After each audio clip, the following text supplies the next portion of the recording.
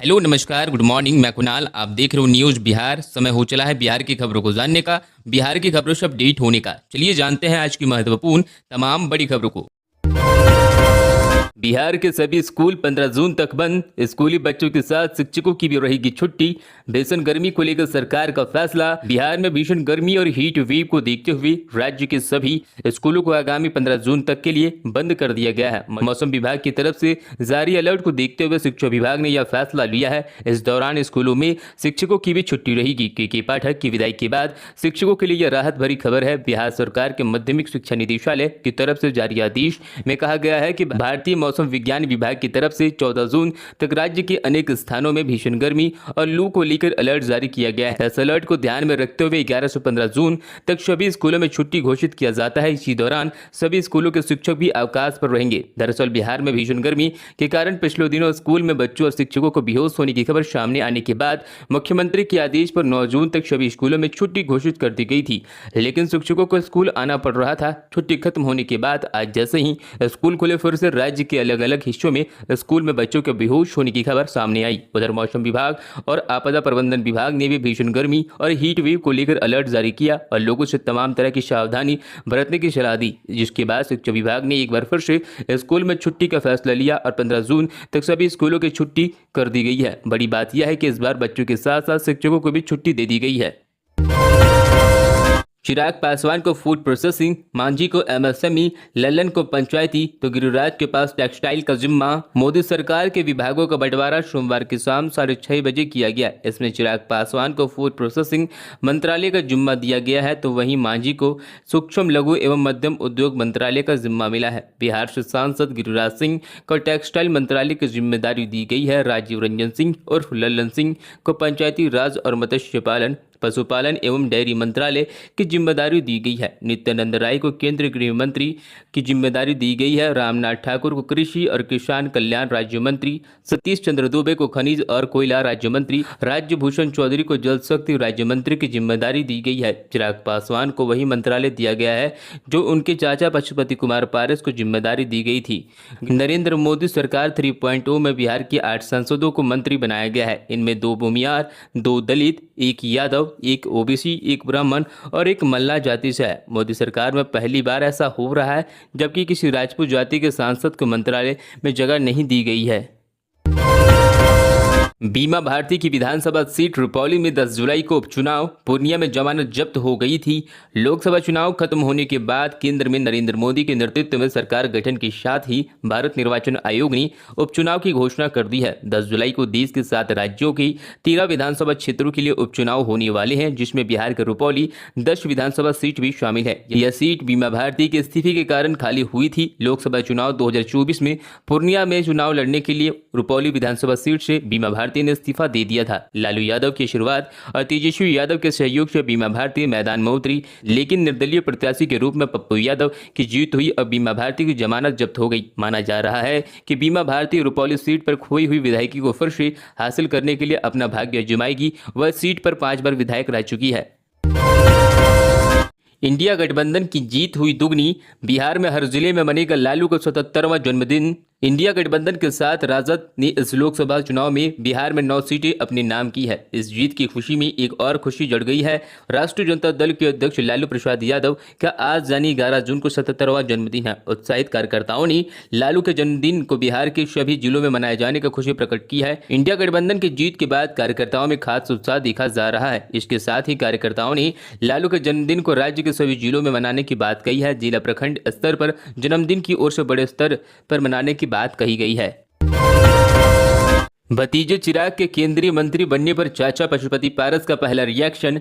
Tweet पर कही यह बात। नरेंद्र मोदी ने रविवार को राष्ट्रपति भवन में तीसरी बार प्रधानमंत्री पद की शपथ ली। साथ ही मोदी कैबिनेट की 60 से ज्यादा मंत्रियों ने पद की शपथ ली। मोदी कैबिनेट में लोजपा आर के अध्यक्ष चिराग पासवान ने केंद्रीय मंत्री पद की शपथ ली, जिसके बाद उनके चाचा पशुपति पारस का पहला रिएक्शन सामने आया। पशुपति पारस ने एक्स पर पोस्ट करते हुए चिराग को बधाई और शुभकामनाएं दी हैं। राष्ट्रीय लोक जनशक्ति पार्टी के अध्यक्ष पशुपति पारस ने एक्स पर पोस्ट करते हुए लिखा कि लोजपा रामविलास के राष्ट्रीय अध्यक्ष श्री चिराग पासवान जी को केंद्रीय मंत्री के रूप में शपथ लेने पर हार्दिक बधाई एवं अनंत शुभकामनाएं। अपनी इस पोस्ट में उन्होंने चिराग का मंत्री पद की शपथ लेते हुए फोटो भी लगाया है। खतरनाक हुई गर्मी, जहानाबाद में शिक्षक बेहोश, बांका में पारा 42 के पार, कई जिले हीट वेव की चपेट में। बिहार में प्रचंड गर्मी कहर बरपा रही है। पिछले कई दिनों से राजधानी पटना सहित दक्षिण और उत्तर बिहार के कई जिलों में भीषण गर्मी के साथ हीट वेव से जनजीवन अस्त व्यस्त हो गया है। बिहार में तापमान एक बार फिर 40 डिग्री के ऊपर पहुंच चुका है। पटना मौसम विभाग के अनुसार अगले 2 दिनों में बिहार में गर्मी से राहत मिलने वाली नहीं है। 13 जून से प्री मानसून के प्रभाव में बारिश हुई तो राहत मिल सकती है। इस बीच राज्य के कई जिलों से स्कूल में भीषण गर्मी के कारण छात्र और शिक्षकों के बीमार होने की खबर सामने आई है। जहानाबाद जिले में भीषण गर्मी और गर्म पछुआ हवा से लोगों का जीना मुश्किल हो गया है। लोग बेहोश होकर गिर रहे हैं। सदर प्रखंड की गोनवा उत्क्रमित मध्य विद्यालय के प्रधान अध्यापक मोहम्मद अजहर हुसैन और सहायक शिक्षक राणा प्रताप सिंह भीषण गर्मी के कारण बीमार हो गए। दोनों बारी बारी से बेहोश होकर गिर गए। उन्हें अस्पताल ले जाना पड़ा। दोनों को इलाज के लिए सदर अस्पताल में भर्ती कराया गया, जहां दोनों का इलाज चल रहा है। वीरेन यादव की आरजेडी से छुट्टी, 6 साल के लिए सस्पेंड। अवैध खनन मामले में गिरफ्तारी के बाद पार्टी का एक्शन। आरजेडी के टिकट पर एमएलसी का चुनाव लड़ने वाली और राजद नेता वीरेन यादव की पार्टी से छुट्टी हो गई है। आरजेडी के प्रदेश अध्यक्ष जगानंद ने वीरेन यादव की पार्टी से 6 साल के लिए निष्कासित कर दिया है। वीरेन यादव पर यह कार्रवाई अवैध खनन मामले में गिरफ्तारी के बाद हुई। दरअसल पुलिस ने वीरेन को नालंदा से गिरफ्तार किया था। घटना 7 जून की है, जब नालंदा के बिहार थाने की पुलिस और खनन विभाग की टीम छापेमारी करने पहुंची। इसी दौरान पुलिस टीम पर हमला हुआ था, जिसमें कई पुलिस वाले जख्मी हुए थे। कई लोगों को हिरासत में लिया गया था।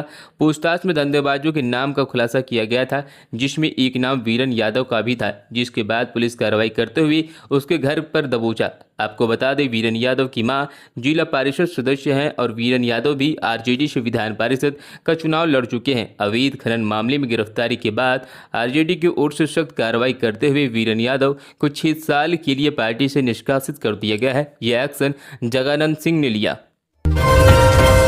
मोदी सरकार में वैशाली, समस्तीपुर को 2 मंत्री, शाहदाबाद और सीमांचल समेत 29 जिलों की झोली खाली। नरेंद्र मोदी सरकार में बिहार से 8 नेताओं को मंत्री बनाया गया है, जिसमें 4 कैबिनेट और 4 राज्य मंत्री शामिल हैं। बीजेपी नेता गिरिराज सिंह और नित्यानंद राय पिछली बार भी मंत्री बने थे। बाकी 6 पहली बार केंद्र में मंत्री बने हैं, जिसमें पूर्व सीएम जीताराम मांझी, जेडीयू के पूर्व अध्यक्ष लल्लन सिंह, जेडीयू के राज्यसभा सांसद रामनाथ ठाकुर, लोजपा आर के अध्यक्ष चिराग पासवान के अलावा बीजेपी के सतीश चंद्र दुबे, राजभूषण चौधरी शामिल है। पीएम मोदी की दूसरी सरकार में लोकसभा भंग होने से पहले गिरिराज सिंह, नित्यानंद राय समेत आर के सिंह, पशुपति पारस सिंह और अश्विनी चौबे कुल 5 मंत्री बिहार से थे। मोदी सरकार में बिहार से मंत्रियों की संख्या बढ़ी है, लेकिन राज्य के 38 में से 29 जिलों के हिस्से में कोई मंत्री नहीं आया।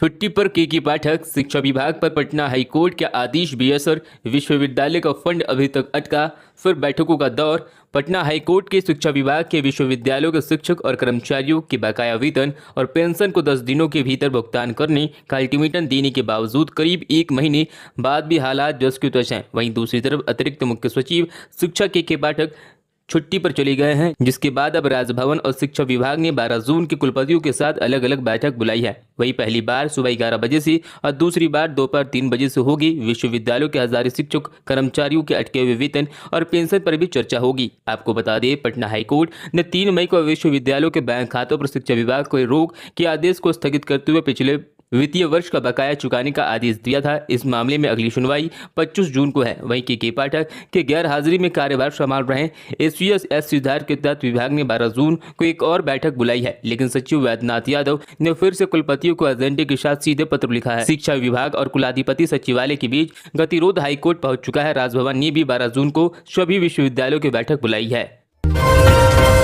पूर्णिया में रहना है तो 1 करोड़ रंगदारी दो, रंगदारी मांगने के आरोप में सांसद पप्पू यादव पर एफआईआर। पूर्णिया से निर्दलीय सांसद पप्पू यादव और उनके सहयोगी अमित यादव पर फोन पर रंगदारी मांगने के आरोप में मुफस्सल थाने में एफआईआर दर्ज की गई है। एफआईआर में बताया गया है कि 4 जून को फर्नीचर व्यवसायी को मोबाइल पर पप्पू यादव के करीबी अमित यादव ने धमकी दी और 5 साल पूर्णिया में रहना है तो 1 करोड़ रुपया नहीं देने पर पूर्णिया छोड़कर जाने की धमकी और साथ साथ जान मारने की धमकी दी, जिसके बाद व्यवसायी ने थाने में जाकर एफआईआर दर्ज करवाई है।